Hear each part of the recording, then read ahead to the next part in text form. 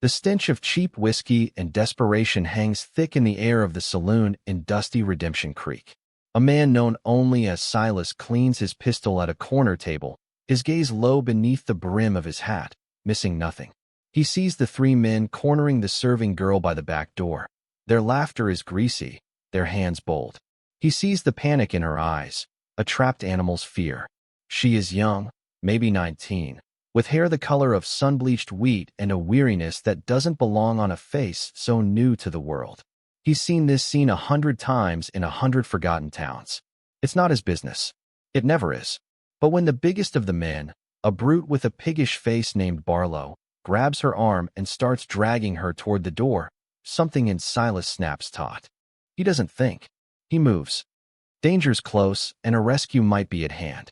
Before we see if justice or peril finds them, share in the comments. What's your favorite story about someone being saved against the odds? And if you're rooting for them, hit like and subscribe. Barlow sneers. She's property of Mr. Finch. And he's tired of waiting. The girl struggles, a silent, desperate fight that only seems to amuse them. Silas's chair scrapes against the floorboards, a sound that cuts through the saloon's din like a razor. Every eye turns to him. The music falters. Barlow glares. This ain't your concern, stranger. Silas's voice is quiet, a dry rustle of leaves over stone. Let her go. And with those 3 words, his life and hers were irrevocably changed. Barlow's amusement curdled into a scowl. He was a big man, used to getting his way through sheer size and the backing of a name like Finch. He sized Silas up, a lean frame, clothes worn thin by travel, a face shadowed by a hat that had seen too much sun and rain. He saw nothing to fear. Or what, drifter? He grunted, giving the girl's arm a vicious yank. Silas didn't raise his voice. He didn't have to. He simply let his hand rest on the table, inches from the gleaming, oiled pieces of his Colt. Or I'll get up from this table, he said, his tone still level, almost conversational. And you won't like what happens next. There was no threat in the words, only a statement of fact, as plain and hard as the desert floor outside. It was the stillness in him that did it. The absolute lack of fear. The other 2 men with Barlow exchanged a nervous glance. They had seen men like this before, men who carried death as easily as other men carried a saddlebag. Barlow, however, was too proud or too stupid to back down. He puffed out his chest. Mr. Finch won't take kindly to his business being interfered with. Mr. Finch isn't here, Silas countered, his eyes finally lifting. They were the color of a winter sky, cold and clear and deep. They weren't looking at Barlow's face, but at the strained white knuckles of the hand gripping the girl's arm. You are. The silence stretched, thin and brittle. The girl, Alara, had stopped struggling, her body frozen between her captor and her potential savior. Her breath hitched, a tiny, terrified sound. Barlow's face flushed a dull red. He was being made a fool of, and his pride was a more powerful master than his sense of self-preservation. He let go of Alara with a shove that sent her stumbling against the wall and took a step toward Silas's table. You got a name, friend? You don't need it, Silas replied. That was the final insult. Barlow lunged, his hand reaching for the pistol at his own hip. He was fast for a big man, but Silas was a different order of being. Before Barlow's fingers even brushed the handle of his gun, Silas's hand had blurred. The heavy cylinder of his disassembled Colt came down with a sickening crack on Barlow's wrist. The man roared in pain, staggering back, his arm hanging limp and useless. The other 2 men froze, their bravado vanishing like a ghost at sunrise. Silas stood up, his movements fluid and unhurried as he began reassembling his pistol with practiced ease. Click. The cylinder slid into place. Click. The ejector rod was seated. He didn't look at the 2 remaining thugs, but they felt his attention on them all the same. Leave, he said. They didn't need to be told twice. They practically fell over each other scrambling out the back door, dragging a moaning Barlow with them. The saloon was deathly quiet. The bartender ducked below the counter. Patrons stared into their glasses, suddenly fascinated by the dregs of their beer. Silas slid his now-whole Colt into its holster. His gaze fell on the girl, Alara. She was still pressed against the wall, her eyes wide, staring at him not with gratitude, but with a new kind of terror. He was just a different monster. He was a man who lived by a simple code, Move on, don't get involved, survive. He had just broken all 3 rules. A weary sigh escaped him. He tossed a few coins on the table to cover his drink and turned to go, intending to put Redemption Creek behind him before Finch's name brought more trouble. He took 2 steps toward the swinging doors before a small voice stopped him. Wait. He paused but didn't turn. They'll just come back, she whispered, her voice trembling. Or someone else will. He owns my father's debt. He owns me. The words hung in the stale air. He owns me. Silas felt a familiar, bitter taste in his mouth. He had seen what ownership did to people. He had seen it in mining camps and on rail lines, a casual brutality that ground spirits into dust. He kept his back to her. Not my problem, girl. I bought you a few minutes. Make the most of them. He pushed through the doors into the blinding afternoon sun. The dust of the street swirled around his boots. He was almost to his horse, a stoic gray gelding that had carried him 1,000 miles, when he heard her footsteps behind him, quick and desperate. She grabbed his sleeve, her touch surprisingly firm. Please, she said, and now her voice wasn't just afraid. It was raw with a desperation that cut through his armor of indifference. Take me with you. He turned then, and looked at her properly for the first time. The weariness in her face was a map of hardships he could only guess at. There were faint bruises on her cheekbones, old and new. Her dress was patched and faded. But in her eyes, beneath the fear, was a flicker of something else. A stubborn spark that refused to be extinguished. I'm not a savior, he said, his voice harsher than he intended. I bring trouble. You'd be better off on your own. I've been on my own, she replied, her chin lifting slightly. It led me here. To him. To men like Barlow. She looked around the dusty, uncaring street, at the faces that peered from windows, and then quickly looked away. No one would help her. She was a commodity, a piece of debt. Her gaze came back to him, intense and pleading. I have nothing. No money. But I can work. I can cook, mend, tend a horse. I won't be a burden. Silas was a gunslinger. His name, when people knew it, was spoken in whispers. It meant blood and flight and lonely campfires.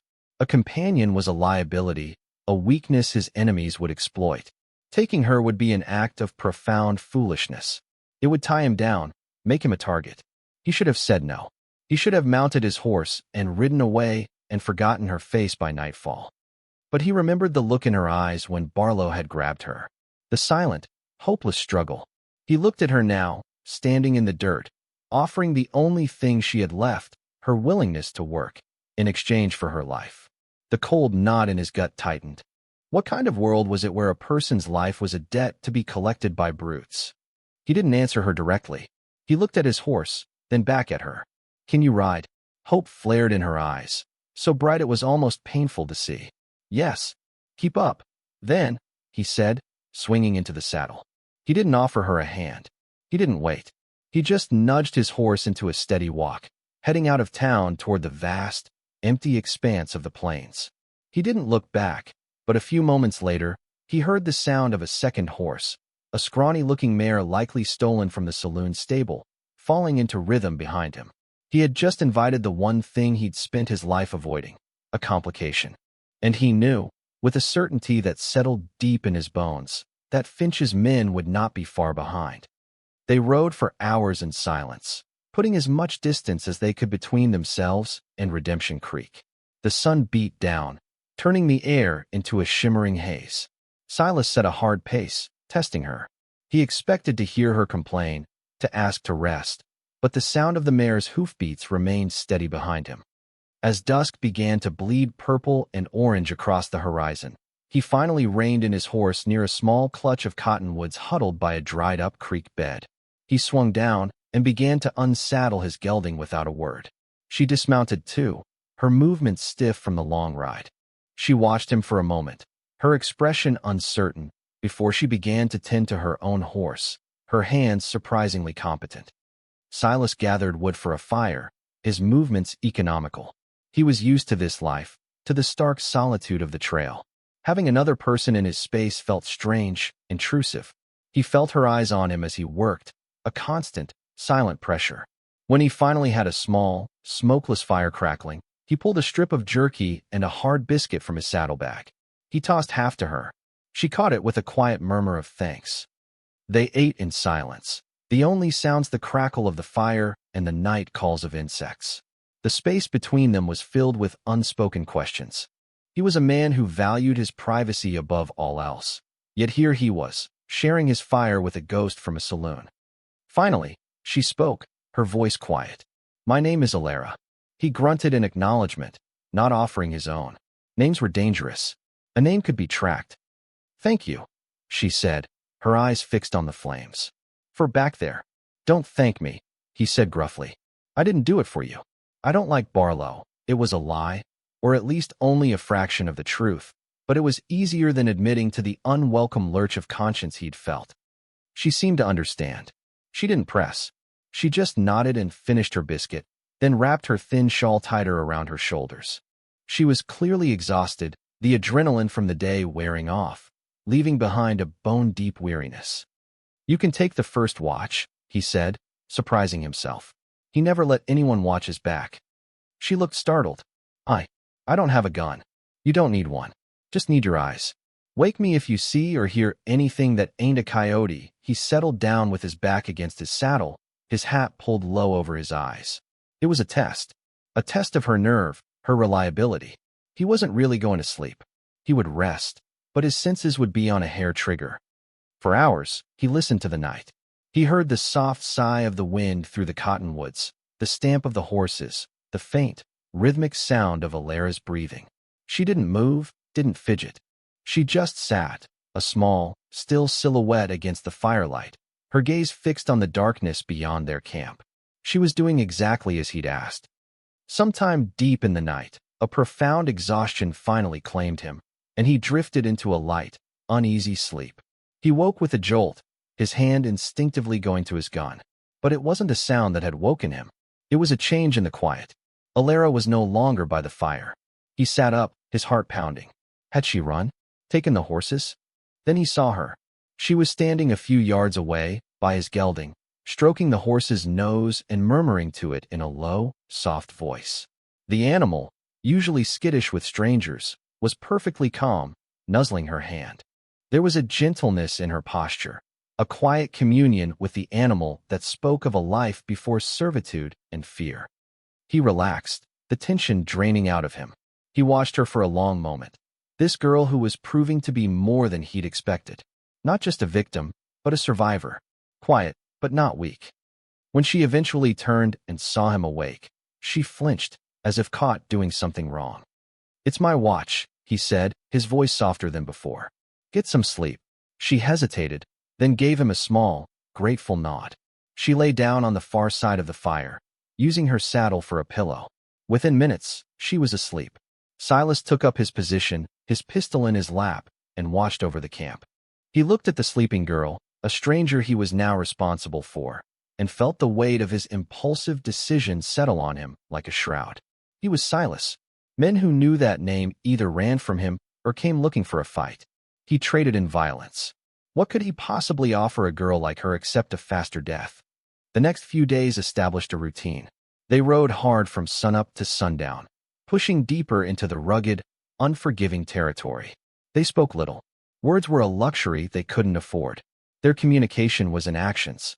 He taught her how to find water, how to read the tracks of animals and men. She, in turn, showed an unexpected knowledge of plants, pointing out which roots were edible, which leaves could be made into a poultice for a wound. She mended a tear in his shirt with small, neat stitches, her hands deft and sure.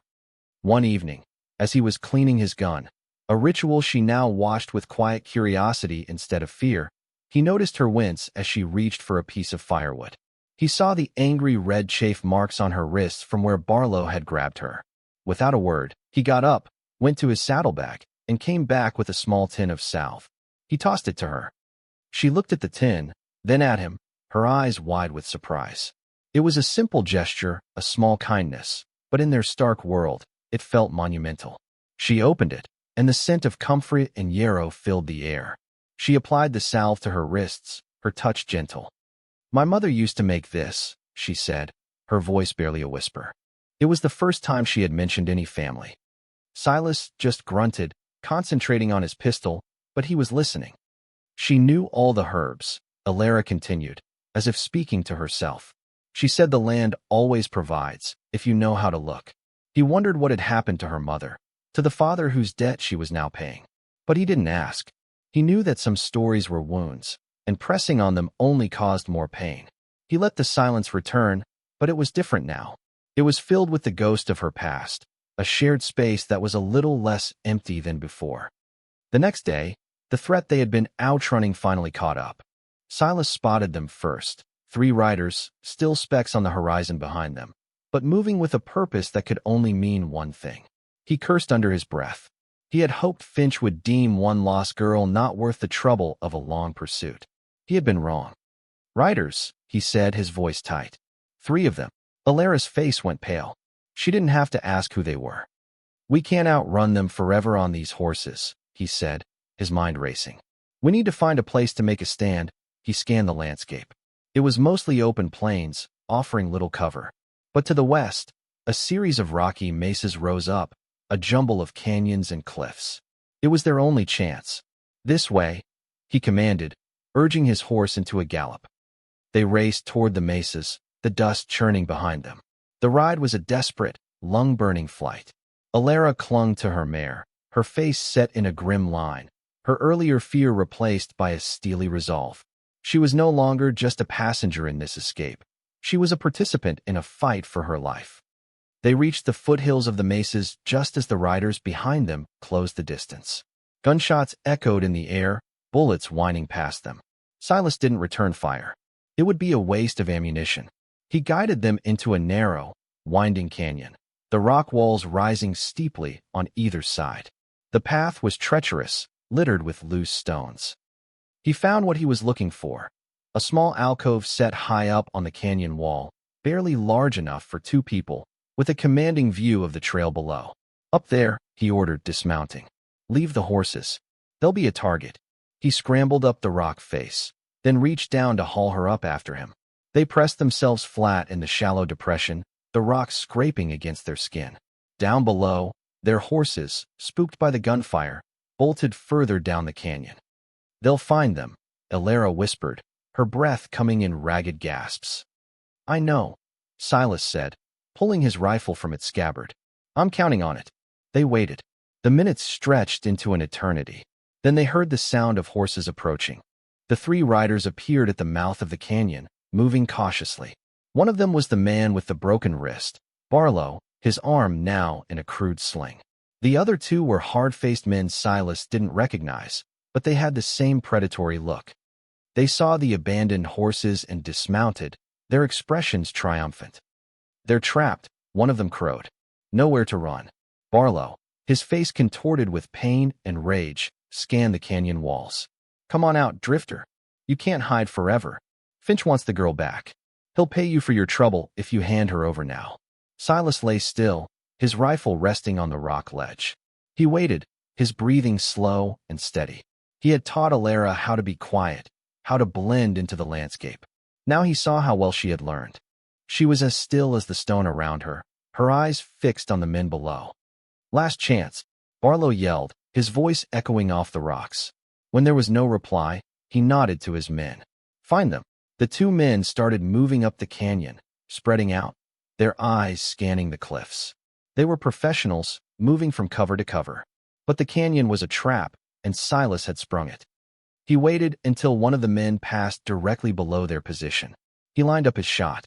He wasn't aiming to kill. Not yet. He squeezed the trigger. The rifle bucked against his shoulder. The bullet struck the rock just inches from the man's head, sending a spray of stone chips into his face. The man yelled and dove for cover. "He's up there," the other man shouted, firing wildly in their direction. Bullets ricocheted off the rock above their heads. Silas pulled Alara closer to him, shielding her with his body. "This is your only warning," Silas called out, his voice booming in the enclosed space. "Leave the girl. Right out. You don't have to die here." Barlow laughed, a harsh, ugly sound. "You're 1 man. We're 3. You can't protect her forever." He raised his own pistol with his good hand and fired toward their alcove. The shot went wide. Silas knew this was a battle he couldn't win with attrition. He had limited ammunition, and they had time. He had to end this, and end it now. He looked at Alara. Her face was grim, but there was no panic in her eyes. There was only trust. She was looking at him, waiting for him to save them. He made a decision. It was risky, reckless even. "Stay here," he whispered to her. "Don't move, no matter what you hear." Before she could protest, he was gone, slipping over the back of the ledge and disappearing into the labyrinth of rocks. She was alone. The men below were shouting, trying to pinpoint his location. She pressed herself against the stone, her heart hammering against her ribs. She had to trust him. She heard a shout from further up the canyon, then a single gunshot. Silence. Then another shout from a different direction, cut short by a sickening thud. The canyon fell quiet again. Alara held her breath. Where was Silas? Was he hurt? Barlow was yelling now, his voice laced with panic. "Where are you? Show yourself, you coward." The only answer was the wind. Alara peered over the ledge. She could see Barlow, alone now, standing near the horses, his head whipping back and forth. His bravado was gone, replaced by the raw fear of a man being hunted. Then, she saw movement. Not where she expected, but on the opposite wall of the canyon. It was Silas, moving like a shadow along a high ridge. He was circling around, getting behind Barlow. It was a brilliant, dangerous maneuver. But then disaster struck. A loose rock shifted under Silas's boot. It wasn't a loud noise, just a small clatter of stones, but in the tense silence, it was like a thunderclap. Barlow spun around, saw him, and raised his pistol. Time seemed to slow down. Alara saw Barlow aiming. She saw Silas, exposed on the ridge, trying to bring his own rifle to bear. He wasn't going to be fast enough. Without thinking, Alara acted. She had no gun, no weapon, but she had a voice. She stood up in the alcove, making herself a target, and screamed, a high, piercing sound full of all her fear and rage. "Leave him alone." For a critical half-second, Barlow was distracted. His head jerked toward the sound, toward her. It was all the time Silas needed. His rifle cracked, and Barlow crumpled to the ground, his pistol discharging harmlessly into the dirt. The silence that followed was absolute. It was over. Alara sank to her knees, trembling. She had just screamed at a man with a gun. She had drawn his fire. She could have been killed. A few minutes later, Silas appeared at the edge of the alcove. His face was grim, his knuckles were scraped, but he was unharmed. He looked at her, his expression unreadable. He knelt in front of her. "That was a foolish thing to do," he said, his voice rough. Tears welled in her eyes, tears of relief and terror. "He was going to shoot you." He reached out, his hand hesitating for a moment before he gently brushed a strand of hair from her face. His touch was rough but incredibly gentle. "You saved my life," he said, his voice low with an emotion she couldn't name. She looked at him, at this dangerous, solitary man who had become her protector. She saw the exhaustion in his face, the deep-seated loneliness in his eyes. He had fought for her, bled for her. In this violent, uncaring world, he was the only one who had stood for her, the only one who saw her as a person and not a debt. She leaned forward, her body shaking, and rested her forehead against his chest. The words came out in a broken, desperate whisper, a confession and a plea all at once. "You're my only." Silas froze. The words struck him with the force of a physical blow. He had lived his life as an island, detached and self-sufficient. He had never been anyone's anything, let alone their only. He felt her trembling against him, the fragile warmth of her body. He had rescued her from a saloon, but somewhere on the trail, somewhere in the shared silences and the quiet acts of survival, she had rescued him from a solitude so profound he hadn't even realized he was drowning in it. He slowly wrapped his arms around her, holding her close. It was an awkward, unfamiliar gesture for him, but it felt right. He held her there for a long time, listening to the sound of her breathing evening out as her tears subsided. In that moment, a silent vow formed in his heart, hard and unbreakable as steel. He had taken responsibility for her life. Now, he was responsible for her hope. She had called him her only. He would be damned if he would let her down. He would be her shield, her fortress, her future. He would be hers forever. He let her go gently and stood up, pulling her to her feet. "Come on," he said, his voice back to its usual gruffness, but there was a new warmth beneath it. "We need to get out of this canyon before their boss sends more." They gathered the horses, including those of the fallen men, along with their supplies and ammunition. Silas worked with a grim efficiency, his face set. Alara helped, her movements sure and steady now. The shared violence had forged a new, unbreakable bond between them. She was no longer just a person he was protecting. She was his partner. They rode west, away from the lands claimed by men like Finch. They found a small, hidden valley, a slash of impossible green nestled between barren peaks, fed by a spring that ran cool and clear. It was a place the world had forgotten, a sanctuary. They made their camp there, and for the first time in a long time, they both slept without fear. The days in the valley turned into weeks. It was a time of quiet healing. The haunted look in Alara's eyes began to fade, replaced by a soft light. She would hum sometimes as she worked, a simple, tuneless sound that Silas found himself listening for.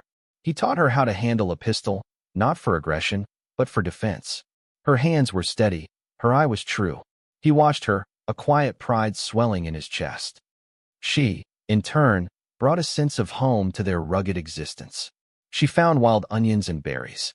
She made a stew that tasted of more than just survival. She would sit by the fire in the evenings, mending their clothes, and the simple domesticity of the act soothed a part of his soul he hadn't known was wounded. One evening, she was telling him about her mother, about the herbs and the remedies. He listened, as he always did, but this time he asked a question. "And your father?" She fell silent, her hands stilling in her lap. "He was a good man," she said finally, her voice soft. "A dreamer. He bought a small plot of land, wanted to be a farmer. But the rains didn't come. The crops failed. He borrowed from Finch, thinking he could pay it back next season. But the drought held. Finch's interest grew. When my father couldn't pay, Finch took the land. And then, he said the debt wasn't settled." She looked down at her hands. "My father died a month later. The doctor said it was his heart, but I think it was from the shame." Silas's hand clenched into a fist. He said nothing, but a cold fury settled in him.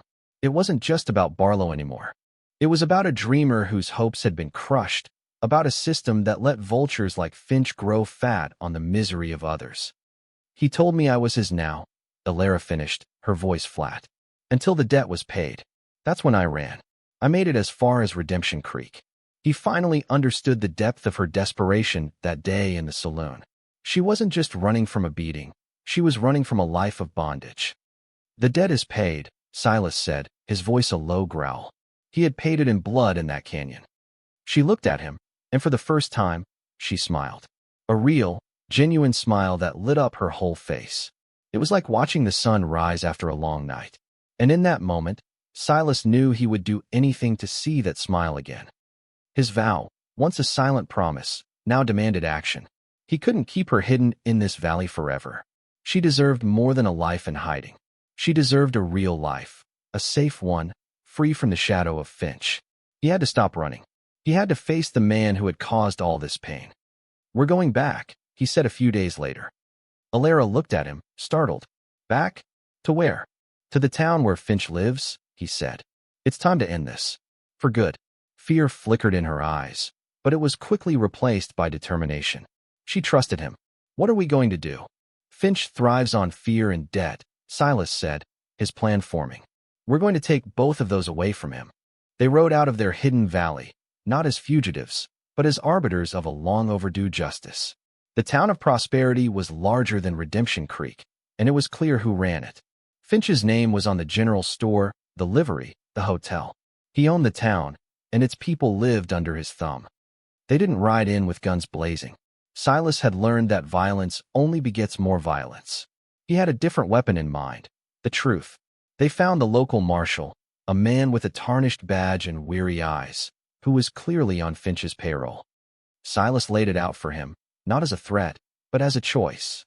He told him about Alara, about the debt, about the men Finch had sent who now lay buried in a canyon. He showed him the ledger he'd taken from one of Finch's men, a book detailing predatory loans and illegal land grabs. "Finch is the disease in this town," Silas said. "You can either help us cut it out, or you can go down with him when the federal marshals get a look at this book." The marshal looked at the ledger, then at the quiet, resolute girl standing beside Silas, and finally at the cold-eyed gunslinger who spoke not of gunfights, but of the law. For the first time in years, The marshal made a decision that wasn't based on fear. The confrontation happened not in the street, but in the saloon Finch owned. Finch was a portly man in a silk vest, his face soft and cruel. He laughed when the marshal, flanked by Silas and Alara, confronted him.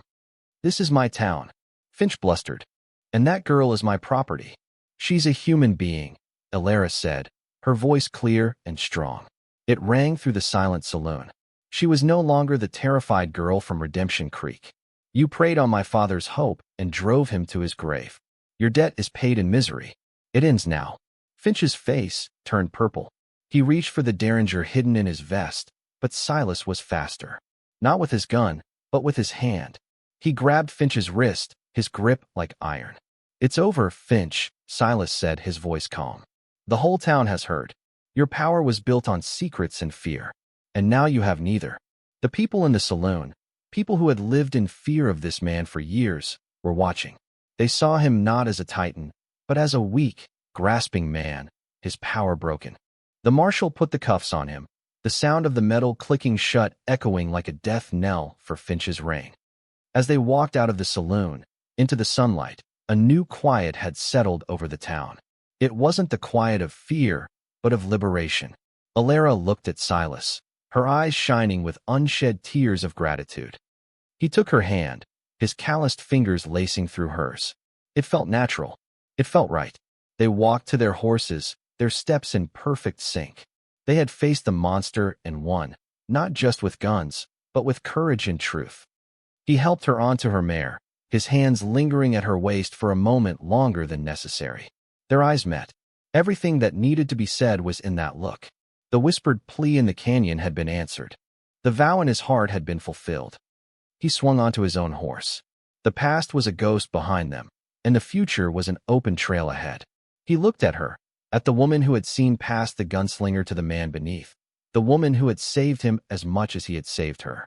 She smiled that sunrise smile again, the one he knew he'd spend the rest of his life chasing. He had been a man with no direction, a solitary wanderer.